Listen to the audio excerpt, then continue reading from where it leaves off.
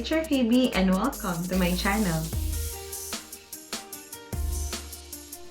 In this video, you're going to learn how to compare decimal numbers. To compare decimal numbers, here are the steps to follow.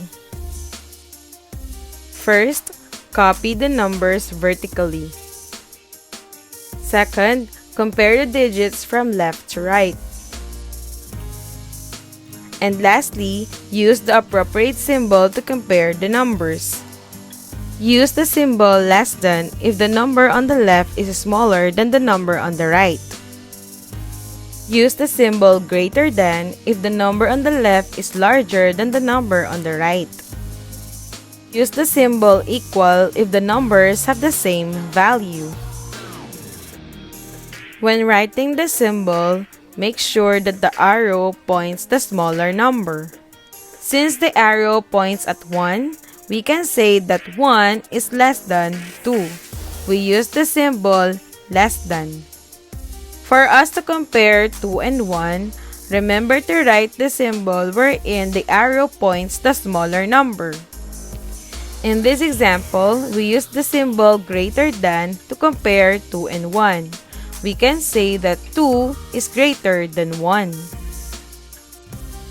Let us compare 14 and 53 hundredths and 14 and 35 hundredths. Let us do the step 1. Copy the numbers vertically. When writing the numbers vertically, make sure to align the decimal point of the given numbers.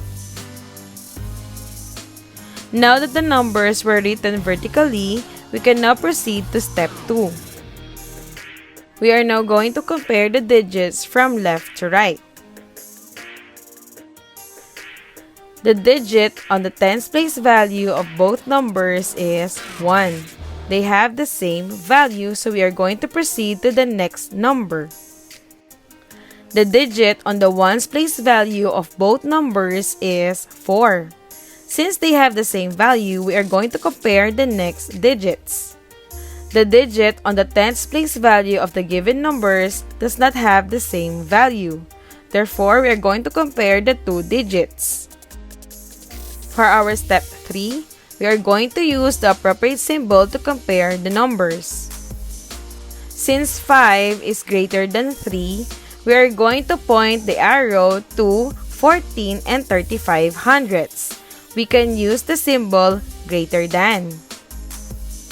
Therefore, if we are going to compare the two decimal numbers, we can say that 14 and 53 hundredths is greater than 14 and 35 hundredths. Let us have another example. We are going to compare 10 and 135 thousandths and 10 and 139 thousandths. Let us do the step 1. Copy the numbers vertically. Remember to align the decimal point of the given numbers. Now that we copy the numbers vertically, let us proceed to step 2. Let us compare the digits from left to right.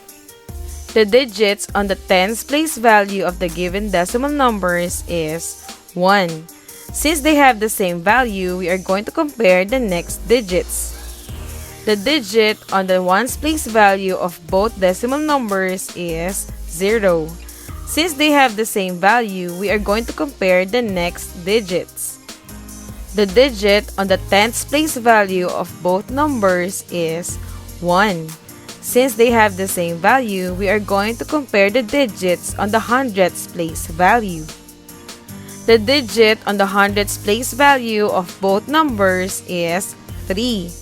Since they have the same value, we are going to compare the digits on the thousandths place value.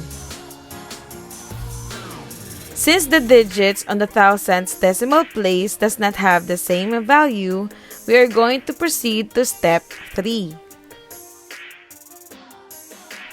For our step 3, we are going to use the appropriate symbol to compare the numbers. Since 5 is less than 9, we are going to point our arrow to 5. We are going to use the symbol less than. Therefore, we can say that 10 and 135 thousandths is less than 10 and 139 thousandths. Let us compare the two given decimal numbers. Let us do the step 1. Copy the numbers vertically.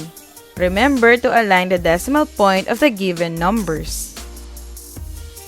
For step 2, let us compare the digits from left to right. The digit on the ones place value of both numbers is 8. Since they have the same value, we are going to compare the digits on the tenths place value. The digit on the tenths place value on both decimal numbers is 2. Since they have the same value, we are going to compare the digits on the hundredths place value. The digit on the hundredths place value of both decimal number is 5. Since we already compare all the digits of both numbers, we are going to proceed with step 3. For the last step, we are going to use the appropriate symbol to compare the given decimal numbers. The digits on each decimal place of the given numbers has the same value. Therefore, we can use the symbol equal. And for the last example, let us compare the two given decimal numbers. Let's do the step 1. Let us copy the numbers vertically. Remember to align the decimal point of each decimal numbers. In this example, we are going to put zeros on the place values without digits. Now that we copy the numbers vertically, let's proceed to step 2. Let us compare the digits on the tens place value. Since the given digits does not have the same value, we are going to proceed with step 3. For step 3, we are going to use the appropriate symbol to compare the given decimal numbers. For the given decimal numbers, we can say that 0 is less than 4. We can point the arrow to 0 and we can use the symbol less than.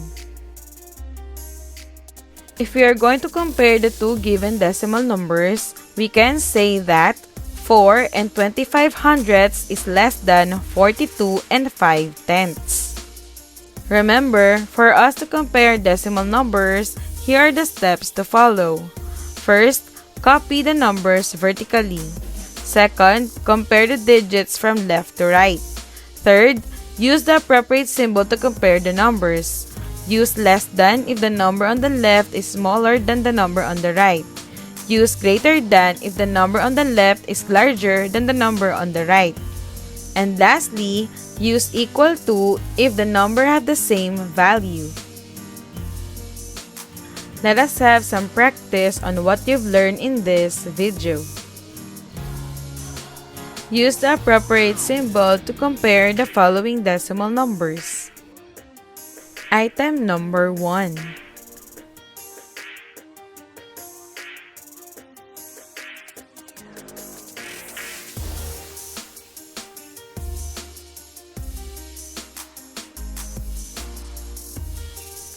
The correct answer is greater than.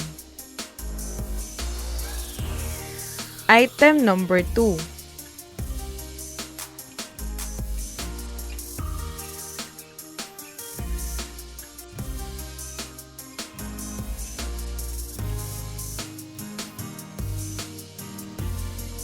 The correct answer is less than. Item number 3.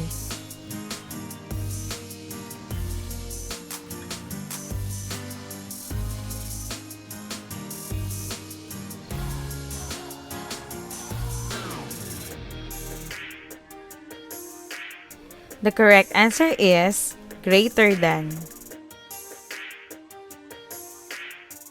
Item number 4.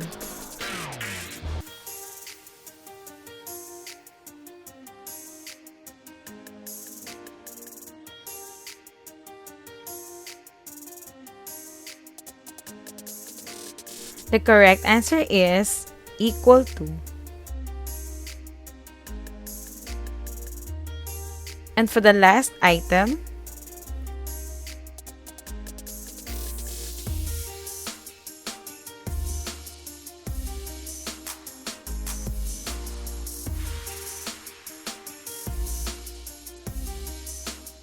the correct answer is less than.